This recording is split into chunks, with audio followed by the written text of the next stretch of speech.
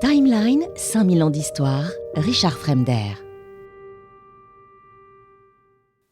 À l'automne, Jean-François, grâce au soutien du préfet Fourier, obtient une bourse pour poursuivre ses études à Paris. Les portes du Collège de France lui sont ouvertes. Il s'y inscrit dans la section langues orientales évidemment. Il peut comme ça consulter un grand nombre de livres et de précis, de grammaire. Il est l'image même du savant. Il étudie, il côtoie les chercheurs et les plus grands savants de l'époque. Il fréquente les bibliothèques, notamment la Bibliothèque impériale, aujourd'hui le site de la Bibliothèque nationale de France, avenue Richelieu, rue Richelieu. Hélas, il passe tout son temps à étudier sans relâche. Il s'isole en fait complètement et il ne fréquente que les chercheurs. Il se passionne aussi pour la numismatique antique. Tout seul, il apprend l'arabe, le persan donc, l'hébreu, l'amharique, etc. Il a à peine 18 ans, mais il parle déjà 12 langues. Il apprend le copte également. Effectivement, il comprend que cette langue, parlée uniquement dans la liturgie par les chrétiens d'Égypte, est le dernier état de l'égyptien pharaonique. Il réunit alors une énorme documentation. Ça se révèle délicat parce que la langue copte est une langue rare. En effet, en 1651, la dynastie abbasside, qui règne sur l'Égypte, a interdit l'usage du copte dans les documents officiels. Et ce n'est que peu de temps auparavant que Athanasius Kircher, le fameux jésuite, a remarqué de grandes similitudes entre la langue liturgique des chrétiens d'Égypte et l'ancienne langue égyptienne. Il en a donc conclu que le copte réunissait les restes fossilisés de l'ancienne langue de l'Égypte pharaonique. C'est donc de ce côté que Champollion doit creuser. Pas de problème. Il a rencontré en 1805 un vieux moine copte, dont Raphaël Monachis, arrivé en France avec l'expédition de Bonaparte. Cet homme vénérable est devenu professeur d'arabe à l'école des langues orientales de Paris. Il a initié le jeune Jean-François à la langue de sa communauté. Dans une lettre à son frère, il lui fait part de son désir à propos de cette langue. « Je me livre entièrement au copte, je veux savoir l'égyptien, le copte donc, comme mon français, parce que c'est sur cette langue que sera basé mon grand travail sur les papyrus égyptiens. » Vous vous en doutez, Champollion n'est pas le seul à chercher la clé des hiéroglyphes. L'Égypte est au cœur des préoccupations du monde savant de toute l'Europe. Les érudits des différentes puissances sont tous en concurrence dans une véritable course au déchiffrement des hiéroglyphes. En 1808, il apprend qu'un archéologue et médiéviste français, Alexandre Lenoir, prétend avoir réussi. Mais Jean-François comprend bien vite que cette prétendue traduction est en grande partie incorrecte. Il a donc encore toutes ses chances. Il parvient à obtenir une copie de la pierre de Rosette. Cette fois pour lui, il a donc tout le loisir d'étudier de plus près le démotique et les inscriptions hiéroglyphiques de la stèle. Le principe des ligatures lui semble un bon moyen pour avancer efficacement. Il s'agit de regrouper plusieurs signes, puis de les interpréter. Et il remarque des analogies avec le langage copte ancien. Raison de plus donc, encore une fois, pour se concentrer vraiment sur cette langue. À 18 ans toujours, il annonce à son frère, qui suit de près les avancées, Jean-François, depuis Grenoble, donc qu'il a compris certaines lettres gravées sur la stèle.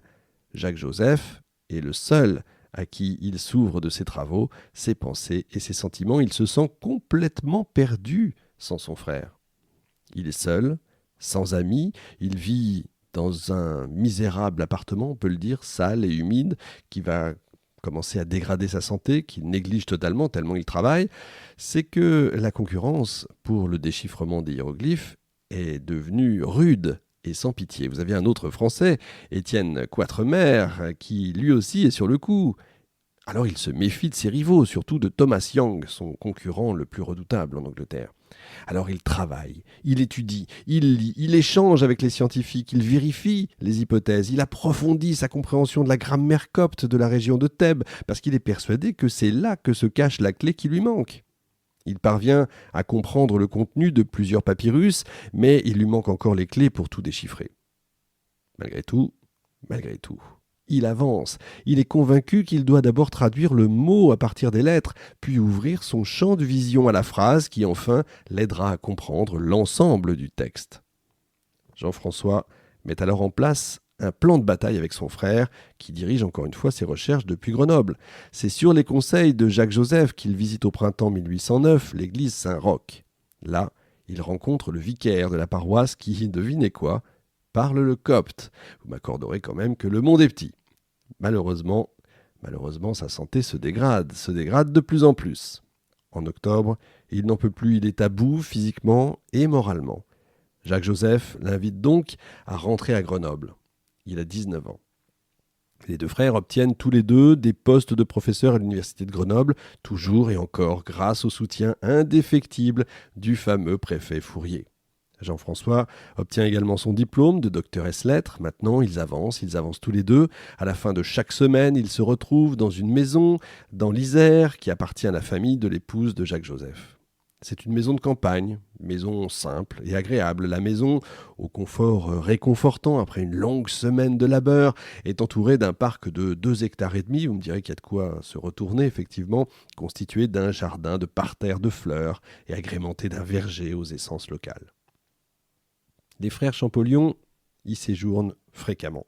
Ils vont y laisser de nombreux témoignages. Au dernier niveau se trouve encore la petite chambre de Jean-François attenante à la bibliothèque qui conserve encore aujourd'hui certains de ses travaux.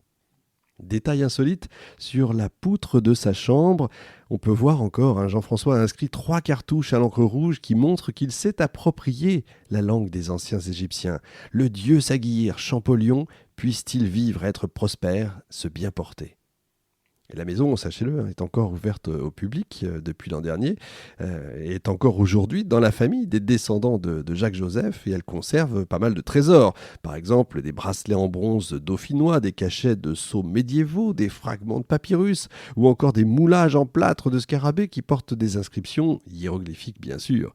Tous ces objets ont été utilisés pour les travaux de recherche des deux frères. La volonté principale des responsables de cette maison-musée aujourd'hui, c'est de mettre en lumière le rôle joué par Jacques-Joseph, l'autre Champollion si vous voulez, dans l'aventure du déchiffrement des hiéroglyphes. Il faut bien comprendre que ce cheminement vers la redécouverte de la langue des anciens Égyptiens, c'est vraiment fait à deux. On parle toujours évidemment de Jean-François Champollion, mais vous avez bien compris que c'est vraiment un travail d'équipe depuis le début. C'est effectivement son grand frère qui a donné à notre Jean-François le goût des civilisations antiques. Il a été son parrain, il a été son mentor, il a presque, on peut le dire, été son père de substitution. Il a piloté ses études, ses recherches, et on voit ça via leur abondante correspondance, réunie par Aimé Champollion-Figeac, le fils de Jacques-Joseph, dans un ensemble de 60 volumes, imaginez un peu. On y trouve notamment des lettres entre les deux frères, adressées également à des savants. Jacques-Joseph se révèle, là, dans ses courriers, un soutien considérable, et on peut le dire vraiment indispensable, pour Jean-François. C'est lui qui s'occupe de la communication des recherches de son frère. Il manœuvre en coulisses pour obtenir des postes et des soutiens. Il pallie le manque d'appétence de Jean-François pour les relations publiques. Grâce à son frère aîné, Jean-François avance dans son entreprise. En fait, vous avez le grand frère qui fait office de brise-glace, si vous voulez, et puis Jean-François qui suit derrière avec tout son savoir. Il fait d'abord des recherches sur les différentes écritures utilisées par les Égyptiens. Il s'intéresse en particulier aux 3 présentes, évidemment, sur la pierre de Rosette. Il en distingue donc 3. Les hiéroglyphes, l'écriture sacrée, considérée comme les paroles mêmes du dieu. Le hiératique, comme je vous disais au début, l'écriture manuelle utilisée pour les actes de la vie courante. Et le démotique, qui apparaît au cours du 7e siècle avant notre ère. Pour mieux comprendre, il faut dire la différence entre les hiéroglyphes et le hiératique. Il faut vraiment comprendre ça parce que c'est très important. L'écriture hiéroglyphique se rapproche de notre écriture, si vous voulez, imprimée, formelle, administrative, alors que le hiératique, ce serait plutôt notre écriture manuscrite, personnelle. Et quant au grec, évidemment, c'est la langue officielle de l'élite de l'Égypte, évidemment, tardive. Jean-François s'intéresse surtout au démotique parce qu'il en est convaincu, c'est cette écriture qui va le conduire à la résolution du mystère des hiéroglyphes. Alors il doit faire vite. En Angleterre, Thomas Young a eu la même idée. Et lui, il a un avantage supplémentaire sur le français, bien sûr. Il a l'accès direct à la pierre d'origine. Grâce à elle, le savant anglais avance, et il avance rapidement. Mais ne croyez pas que Champollion n'avance pas. Champollion aussi avance, et avance rapidement. Sur l'un des papyrus qu'il a récolté, qui comporte un texte en démotique et sa traduction en grec, eh bien il remarque qu'il y a beaucoup plus de signes utilisés dans la version démotique que dans la version grecque. L'écriture démotique ne peut donc pas être entièrement alphabétique. Et ça, c'est un point important. Mais d'un autre côté, la forte récurrence de certains d'entre eux l'incite à penser qu'elle n'est pas non plus entièrement idéographique. Il s'agit donc d'une écriture mixte, si vous voulez, d'un mix des deux qui va allier les signes phonétiques et les signes idéographiques. Et là, il sent qu'il est sur la bonne voie, puis vous aussi, et on s'en doute bien, il est sur la bonne voie, ça y est. Mais voilà, ce serait trop facile. Voilà que la grande histoire, avec un grand H, s'en mêle.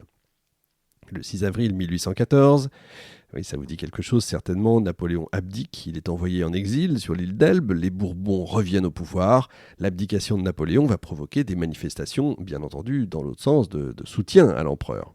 Jean-François n'hésite pas, lui non plus, à descendre dans la rue. Le retour du régime monarchique qui est absolument insupportable pour beaucoup de gens, notamment les deux frères qui sont des enfants des Lumières, donc de fervents républicains. Ils vont défendre la laïcité, l'instruction ouverte à tous. Évidemment, vous vous en doutez, tout ça ne plaît pas vraiment à l'Église ni à l'État nouveau. Pour ne rien arranger, des écrits hautement critiques à l'égard du clergé, signés Jean-François Champollion, circulent sous le manteau. Inutile de vous dire que le retour des Bourbons est une bénédiction pour l'Église qui laisse donc éclater son esprit revanchard. Le clergé s'acharne alors sur tous ceux qui critiquaient, bien entendu. Les frères Champollion sont de fervents bonapartistes, ils figurent donc sur la liste des individus dangereux à surveiller. Mais, coup de tonnerre, le corse est de retour pour remonter jusqu'à Paris. Vous savez, l'aigle vole de clocher en clocher. Il passe par Grenoble et devinez un peu qui se trouve dans la foule qui acclame l'empereur déchu. Les frères Champollion, évidemment. Leur joie est de courte durée. Vous le savez, ça dure 3 mois. L'année 1815 est un cauchemar pour nos héros. Napoléon est vaincu à Waterloo, exilé sur l'île de Sainte-Hélène. Cette fois, vous le savez bien, il ne reviendra pas. Timeline, 5000 ans d'histoire, Richard Fremder.